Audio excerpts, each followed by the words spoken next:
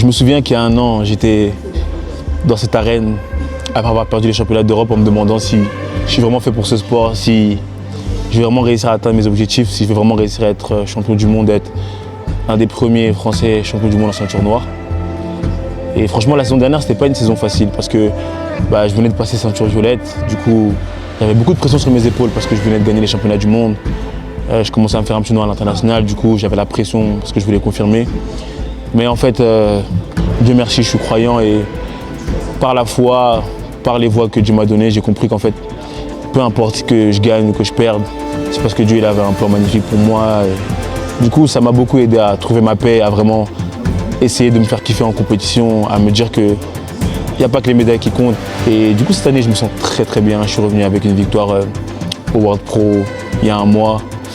Et là, on va aller taquer les championnats d'Europe. C'est ce que je me suis dit pour cette compétition.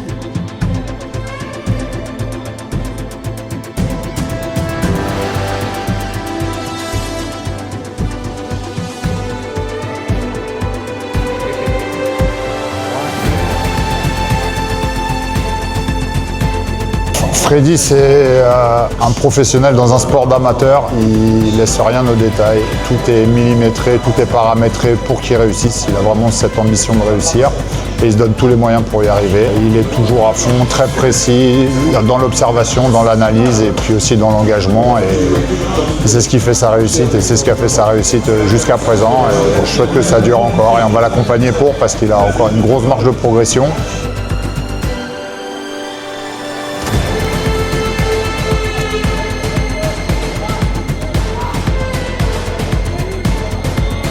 Son grip aux pentes, c'est l'enfer. Quand il t'écartèle, c'est compliqué.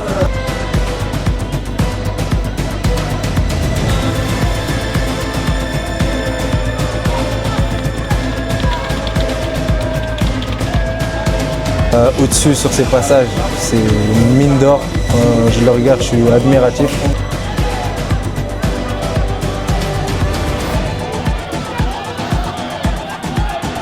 Franchement, il a un jiu-jitsu complet et que ce soit au-dessus, en dessous, debout, il est fort.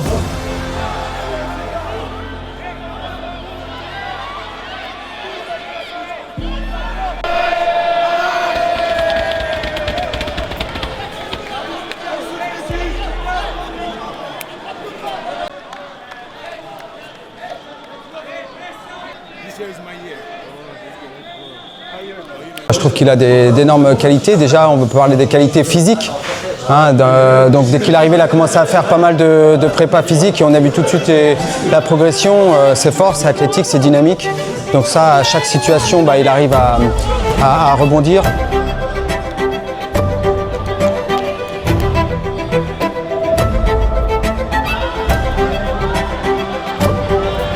Au niveau de l'état d'esprit, c'est-à-dire que c'est un gagnant et il a un mental d'acier et ça, il a une force de caractère énorme, donc ça va l'amener loin, ça c'est sûr.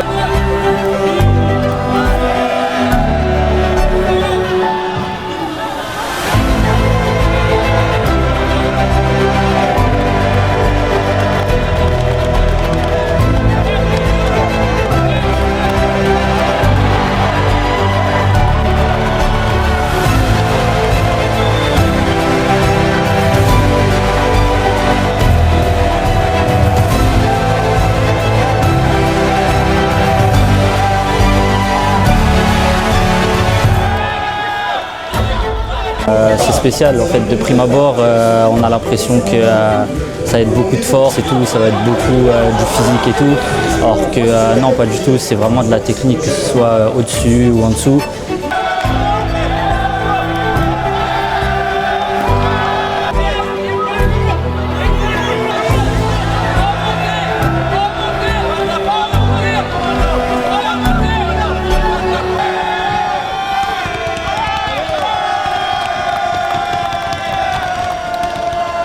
Quelque chose moi qui m'inspire chez Freddy dans l'aspect mental, c'est que malgré la fatigue, malgré tous les entraînements qu'on peut avoir, le volume dans la semaine, c'est toujours lui qui est en train de nous motiver, c'est toujours lui qui est en train de nous pousser de l'avant.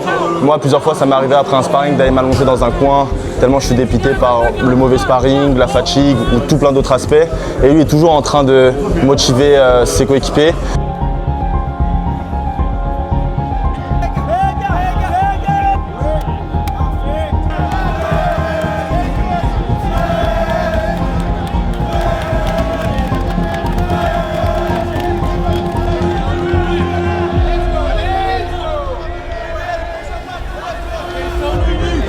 vraiment un combat spécial. Parce que, en réalité, c'était la finale avant l'heure. On était en quart de finale, mais je savais que ça allait être le combat le plus dur de la compétition. Parce qu'à Abu Dhabi, quand j'avais gagné les World Pro en 85, il avait gagné en 94. Et son frère, c'est un grand nom dans le jiu-jitsu, 8 fois champion du monde. Eric Muniz, franchement, on ne le présente plus. Ça fait des années que je le suis, il est ceinture violette maintenant depuis 3 ans. Donc en rentrant ici, je savais que ça allait être la finale avant l'heure et qu'il fallait que je sois prêt à tout donner sur le tatami.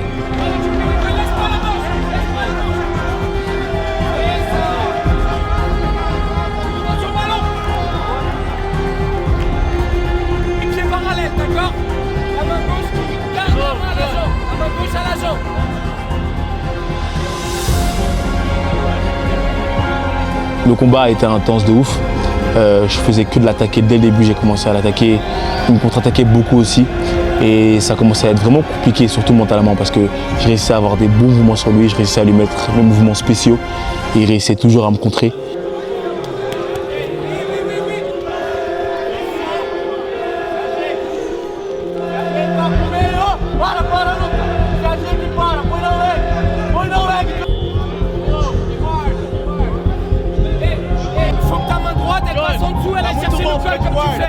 Ta main droite, elle peut y aller. N'aie pas peur.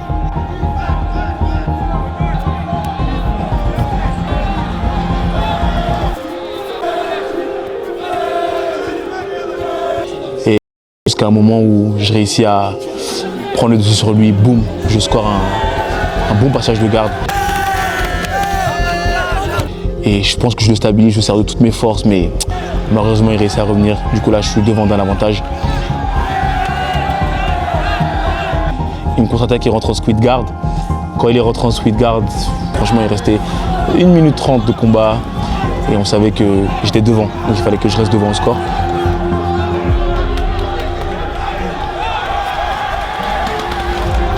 Et il réussit à me renverser. Quand il me renverse, dans ma tête, il y a plusieurs voix. La première, c'est celle qui me dit « Bon, Freddy, c'est bon.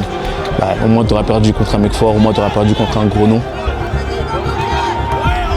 Et là, grâce à Mathias, David, Baptiste, tout le public qui était là, je pensais à mes entraînements, je pensais à mes sacrifices. Je me disais, en fait, je ne peux pas m'arrêter ici, donc je dois aller chercher ce renversement.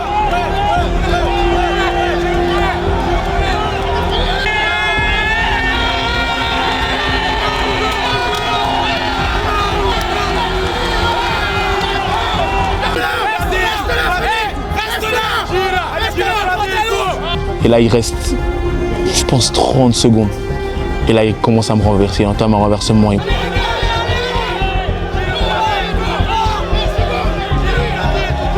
Je me dis, oh non, je sens que je commence à tomber, sauf que je me dis que je ne peux pas le laisser. 30 secondes, je ne peux pas perdre un championnat d'Europe à 30 secondes de la fin.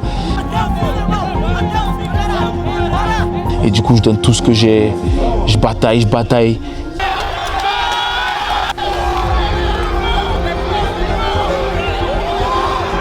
À ce moment-là, on ne savait pas ce qui s'était passé, s'il y avait point ou pas. Du coup, pendant très longtemps, l'arbitre a passé du temps à la VAR à demander s'il devait mettre les points ou pas. La situation elle était compliquée parce que là, il y avait justement 2-2 et je gagnais d'un avantage. Sauf que s'il me renversait, il y avait 4-2. Du coup, tout le monde retenait son souffle pendant que l'arbitre était à la VAR. Et là, ce qui se passe, c'est que la VAR dit à l'arbitre, pas de points. Du coup, il touche le micro et il relance le combat. Et là, il reste 8 secondes. Je me contentais juste de reculer. Et voilà, je savais que c'était fait.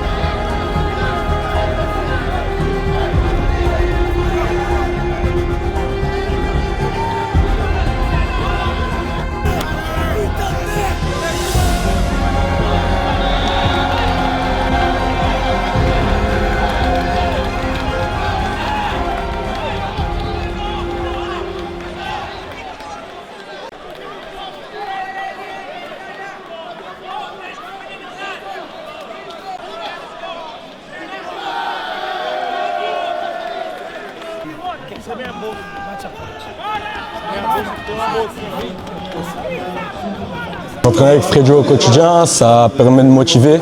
Quand on voit les résultats qu'il fait, on se dit qu'on ne peut que s'entraîner aussi fort ou encore plus fort pour atteindre ce niveau un jour.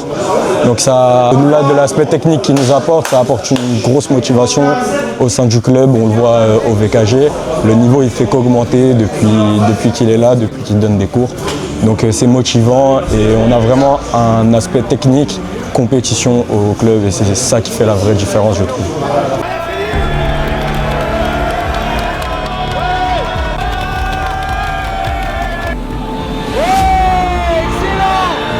Il a plus que les autres et le fait de se remettre constamment en question. Il a une exigence envers lui-même qui est ouf et il corrige à chaque fois ce qui ne va pas, que ce soit technique ou mental. Il pose les questions à tout le monde et c'est comme une éponge sec qui aspire tout le savoir dont il a besoin.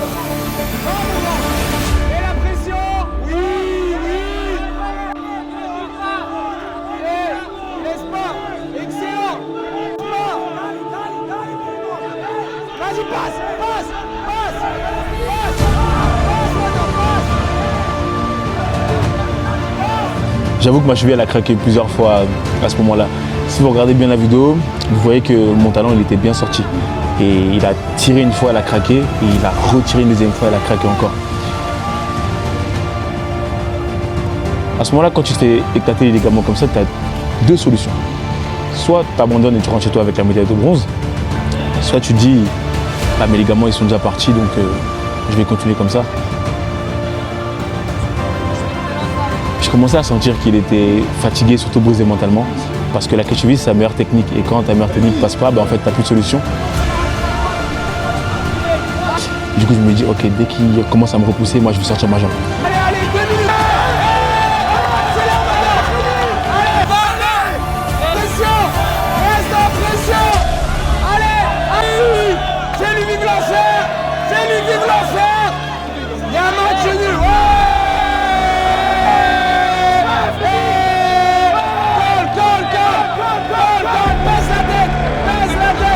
Je me dis, oh je suis passé, je commence à poser la tête sur lui, mais il a une flexibilité incroyable. Et il réussit à revenir, et là je suis choqué. Mais je prends un avantage quand même.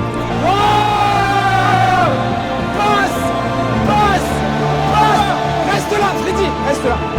Reste là, regarde le temps. Regarde le temps. Voilà, reste ici maintenant. Freddy, reste ici maintenant. Reste là.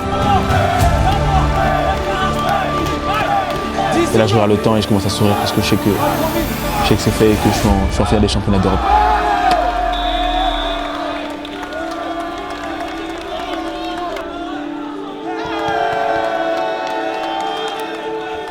Reggie, au début là. Elle a craqué 2 fois. Ça va aller. Encore un combat. Encore un combat. Ok, c'est pas fini. On y va. Tu connais?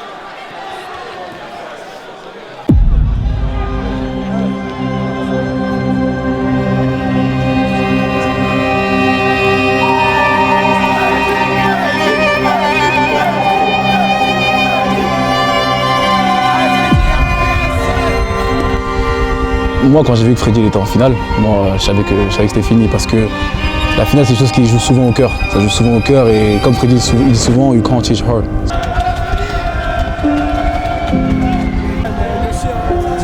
Ça veut dire que à partir du moment où c'est le cœur qui joue, je sais que Freddy va jamais perdre. C'est quelqu'un qui a un mental d'acier.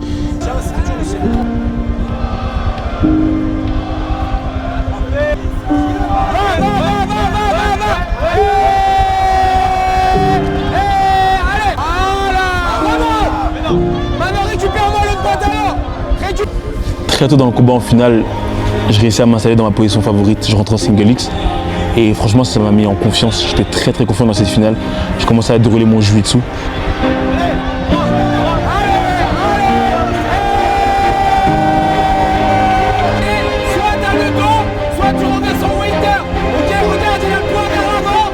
À un moment, je réussis à me frayer un chemin vers le dos. Je suis très bien positionné.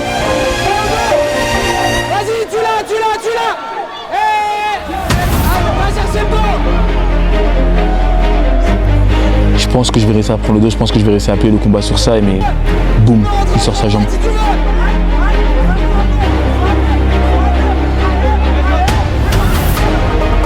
Et là, je me dis mince, je vais devoir tout recommencer. il commence un peu à m'attaquer. Là, la fatigue commence à vraiment venir. Je commence à sentir les jambes qui tétanisent parce que j'ai eu 4 grosses guerres avant. Et sauf que dans ma tête, je me dis en fait, je veux pas être un Français de plus qui a perdu contre un Brésilien. Parce que c'est souvent ça en fait. On a des Français qui sont très bons au jiu-jitsu, mais quand ils arrivent contre les Brésiliens, ils se font sortir contre les Brésiliens forts. Et je voulais pas être un Français de plus.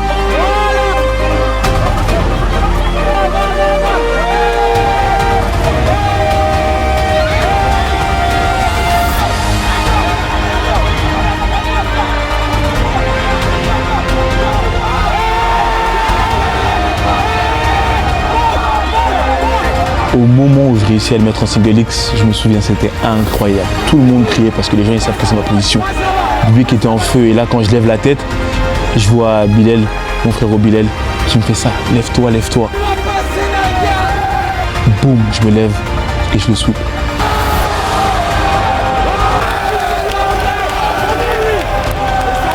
Et à ce moment-là, en fait, je me vois devenir champion d'Europe et la sensation elle est incroyable.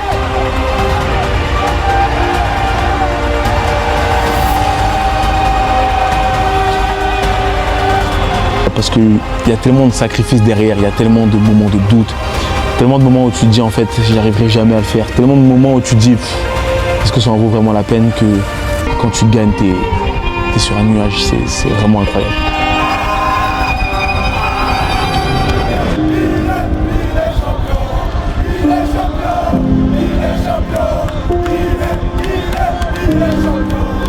Le fait qu'il y ait Mathias, le président David, qu'il y ait Baptiste, qui est tout le public derrière moi durant cette compétition, ça a fait une énorme différence parce que je me suis senti supporté. J'ai toujours pour habitude d'aller aux compétitions, quand je vais au PAN, quand je vais au Brasileiro, quand je vais au World, d'être un peu tout seul. Donc c'était l'un des meilleurs souvenirs de ma vie. Ça me donne juste envie de m'entraîner pour pouvoir continuer à le faire encore plus.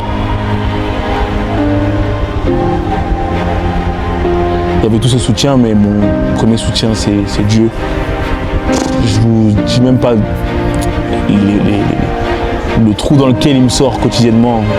Parce que ce sport, il me met dans le trou, c'est compliqué parfois. Mentalement, les entraînements, ils sont durs, les blessures, les moments où tu fais un peu moins d'argent, les moments où tu vois moins ta famille. Sans Dieu, franchement, ce serait très très compliqué.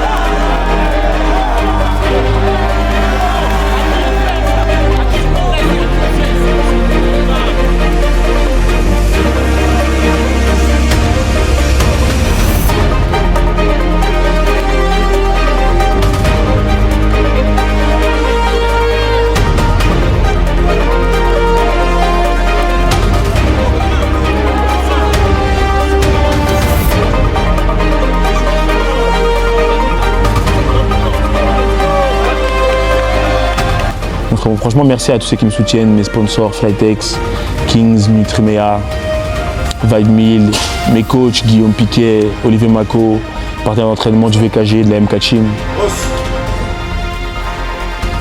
On se retrouve très bientôt pour une prochaine compétition. Let's go!